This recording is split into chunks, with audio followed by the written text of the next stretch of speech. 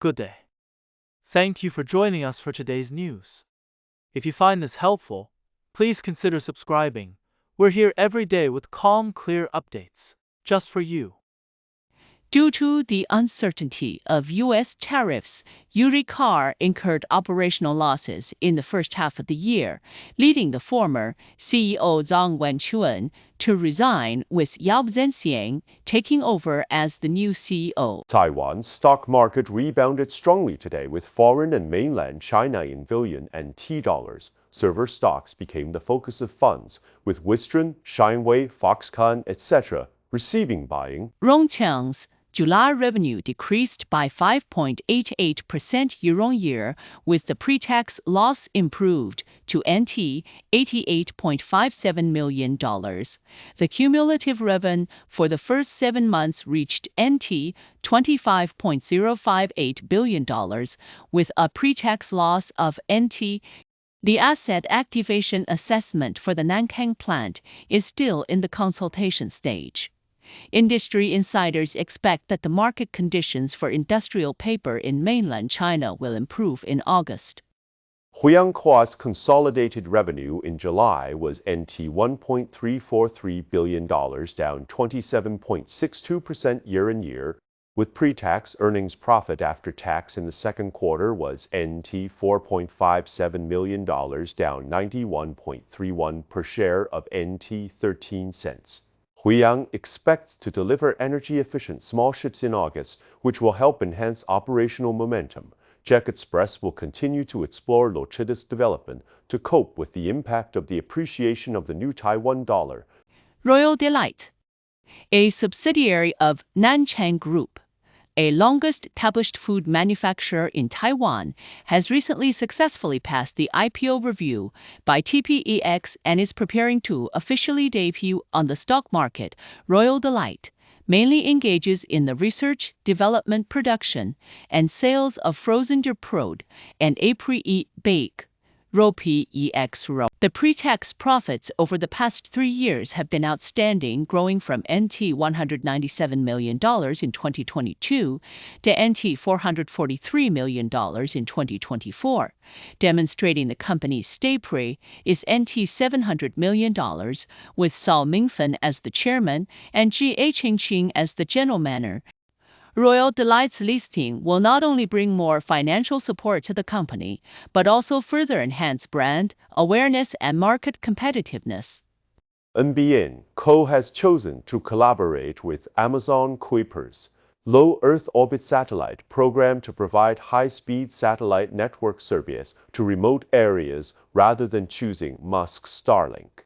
The current regulation that suspends license plates for drunk driving owners has been ruled by the Supreme Administrative Court to have an overly broad scope of application. The Ministry of Transportation stated that it will review and amend the regulations based on the court's interpretation. The results for today's 539 lottery issue 114,189 have been announced, with one first prize ticket winning with a prize of NT $8 million.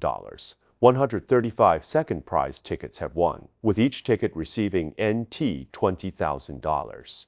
The winning numbers for the 3-star lottery are 464, with 33 first prize tickets winning, each receiving NT $5,000. The winning numbers for the 4-star lottery are 1,000 NT, $50,000. The actual winning information is subject to the official NT Fed Taiwan Lotto 114,076, draw grand prize and second prize both missed hard. Winning numbers are 34, 01, 40, 36, 37, 20, and the special number is 03. The 114,076th draw of the Lotto has been held with the winning numbers being 34, 01, 40, 36, 37, 20, and the special number is 03. The actual winning numbers are subject to the official announcement by the Taiwan Lottery. Today's 539 lottery draw for issue 114,189. The winning numbers are 21, 32, 20, 37, 13. The winning numbers for 3-star lottery are 464, and for 4-star lottery are 1,070. The actual winning numbers are The Ministry of Transportation established the AI Promotion Committee for the Transportation Sector on August the 5th, chaired by Minister Chen Shikai, inviting cross-ministerial AI application strategies and risk governance work and strengthening the energy of digital transformation in transportation. Although the rain has gradually eased, maritime transportation will still have some route suspensions tomorrow, including one departure and one suspension on the Keelung-Matsu route, two departures and two suspensions on the Matsu-Fuao-Fuzhou-Langqi route. The Port Bureau urges the public to pay attention to flight information, make good use of the flights uplatching on the same-day Fuzhou-Langqi route. The referendum on restarting nuclear power plant 3 is imminent. Residents opposing nuclear power held a forum in Hengchun, emphasizing the risks and concerns associated with restarting nuclear power and calling for anti-nuclear voices to be heard. Attendees expressed. The Central Weather Bureau announced today that in July 2025, due to the influence of typhoons, low-pressure systems, and the southwest monsoon, the average accumulated rainfall at plain stations across Taiwan reached 767.0 millimeters, setting the highest record for the 700. The Taken original television drama Zero-Day Attack held its premiere in Tokyo on August the 7th. This series, set against the backdrop of a Taiwan Strait war, has attracted the attention of Chairman of the Japan-Taiwan Party Dias Tabis Furuya, the chairman of the Chairpom Taiwan. Former Japanese Defense Minister Kimihito Kihara praised the high quality of the series after watching it, noting that the nature of modern warfare has shifted from traditional barracks, and urged more Japanese people to watch the series. To In Yuyang, the representative in Japan, Ri Yuyang, the Repanis Zero-Day Attack will premiere 3 episodes on Japan's Amazon Prime Video on August 15th, followed by simultaneous broadcast with Taiwan. U.S. President Trump expressed dissatisfaction with Intel CEO Tseng's association with Chinese companies and demanded his immediate resignation. TL Tseng has been reported to have invested in hundreds of Chinese companies, some of which are linked to the Chinese People's Liberation. The China Buddhist Association has responded to the suspected criminal offenses of Master Yongsan, abbot of Shaolin Temple, emphasizing that this incident has rung a bell for the Buddhist community. Master Yongsan is suspected of embezzling funds and maintaining improper relations with multiple women and is currently Chinese AI micro-short dramas have become popular quickly due to their low production costs and high returns, becoming a new development model for online dramas. Although there are challenges such as higher technical and creator requirements, their advantages of high efficiency, low cost, and strong emotion. According to the Central News Agency, the Chinese electric vehicle brand BYD may enter the Taiwan market through the Taiku Group. As an agent using the Danza brand, the Mainland Affairs Council stated that national security and high grease must be considered, and for various Manza brand V. China has invited descendants of the Flying Tigers to participate in the commemoration event of the anti-Japanese war victory. The Mainland Affairs Council stated that China made no contribution to the war against Japan and needs to make a great effort to prove that there was a contribution. Central News Agency reporter Li Verne Paozhu 7th in response to China's Taiwan affairs. Office's criticism of President Lai Ching-te's speech at the Kadaran Forum, the Mainland Affairs Council, said today that President Lai's remarks and censorious task for Taoger, repeating the same words over and over by the Taiwan Affairs. Office is very annoying. The Mainland Affairs Council, MAC, held a routine press conference in the afternoon of the 7th, hosted by Deputy Director and spokesperson Liang Wenji, who made the above remarks during the meeting. Liang Yan said that President Lai's speech at the Kadaran Forum emphasized Taiwan's role in the peace of the Indo-Pacific region, as well as Taiwan's contributions to peace and its efforts to maintain the status quo. The Taiwan Affairs Office does not need to overthink it.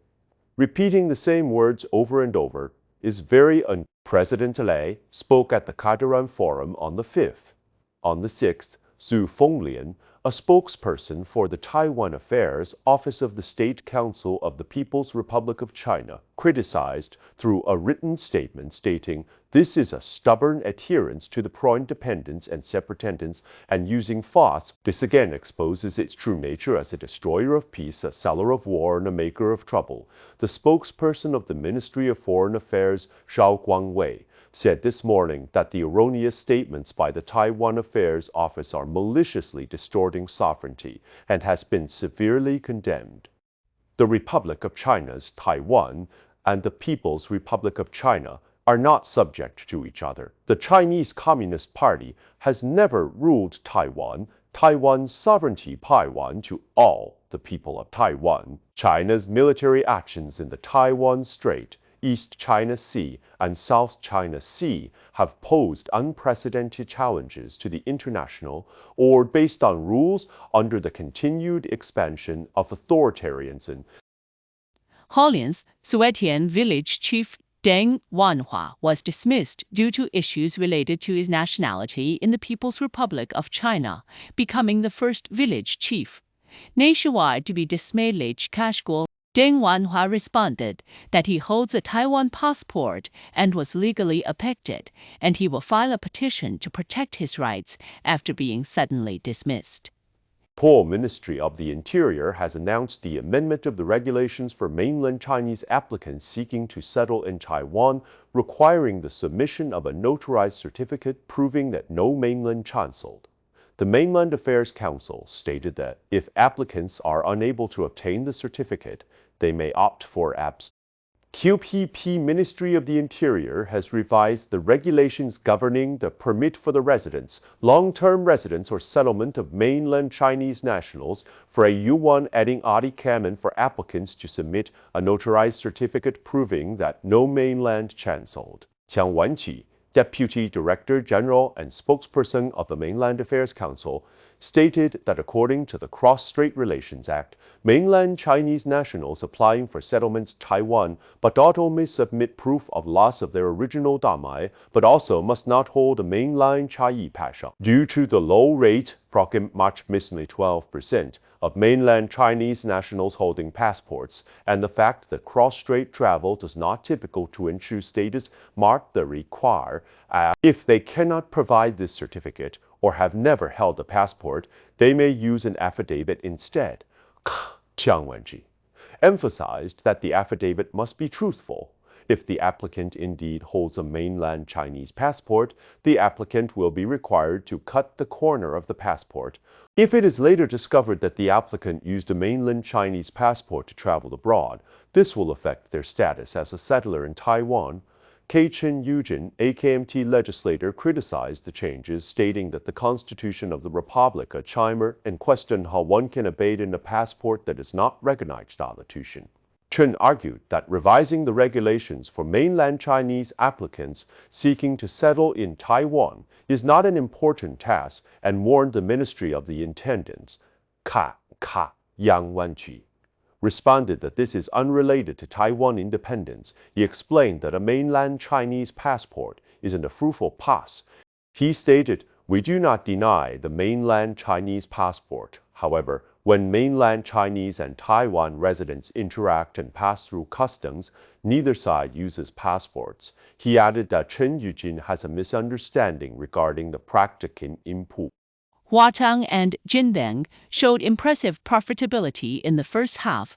Huatang achieved an EPS of 1.8, the second highest level in the same period in the past 20 years, and its cumulative revenue for the first 7 months reached a historical high. Jindeng achieved an EPS of 9.13 in the first half, the best profit level. Advantech's July revenue reached $6 billion, setting a new record with a year-on-year increase of 19.44%, setting a new record for the same period in previous years.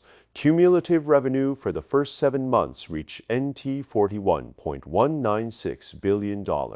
Advantix CFO stated that this third quarter is not a traditional augdaddy, and revenue in the second half of the year is expected to be higher than that in the first half, with an estimated revenue share from edge AI applications exceeding 20% by the end of this year.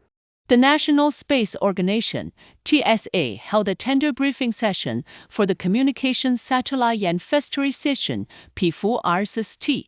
The submission deadline is expected to be August 27, with the awarding of the contract in September. In the first phase, 4 manufacturers will be selected to design, and then 2 of them will be chosen to construct it to be R6T. The plan is to launch them in 2029. With 1 year of in-orbit warranty and a 3-year satellite mission. This briefing session attracted 45 manufacturers to participate, including the 5 giants of the electronic, Compal and Inventec. TSA stated that this plan aims to cultivate the satellite system integration capabilities of the TKIN industry, link upstream and downstream, deepen corporate competitiveness. Wu Chengsen, director of TASA, pointed out that the satellite industry is divided into 4 blocks, and Taiwan's main strength lies in ground equipment. Since last year, satellite manufacturing has shown exponential growth, indicating that TKIN manufacturers have started to accept OEM orders from Industry Promotion Division at Tatens that the Cunyan's satellite promotion THP and Chatel Prompage, Prates that the Q10 of the entourage have started Tate. Apple Maps will now provide bicycle navigation routes in Taiwan, supporting traditional Chinese and English users can check road traffic levels and avoid hilly routes. A power outage occurred at Zhongshan Airport in the evening, affecting flight departures.